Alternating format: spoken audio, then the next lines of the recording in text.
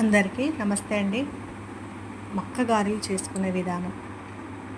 మక్క గారెలు మక్క కంకులు తెచ్చుకొని ఒలుసుకొని మంచిగా కడుక్కొని ఒక గిన్నెలో వేసుకొని అందులో కొన్ని పచ్చిమిరపకాయలు, కొన్ని ఎండుమిరపకాయలు, కొత్తిమీర, కరివేపాకు, కొత్తిమీర ఆకు, ఉల్లిగడ్డలు, ఎల్లిపాయలు, జీలకర్ర ఇవన్నీ వేసి గ్రైండర్ పట్టుకొని తర్వాత ఈ ఆకులు కళ్యామాకు, కొత్తిమీరాకు రెండు వేసేసి కలిపేసి పిండిని మంచిగా సరిపడా దానికి తగినంత ఉప్పు వేసుకొని గ్రైండర్ పట్టేటప్పుడు 1 టీ స్పూన్ చక్కెర వేసుకోవాలి. చక్కెర ఎందుకు వేసుకోవాలంటే ఇవి ఎప్పుడో చెట్టు మీదకి వెళ్ళి ఇరిసినవి ఉంటాయి, చప్పబడిపోతాయి.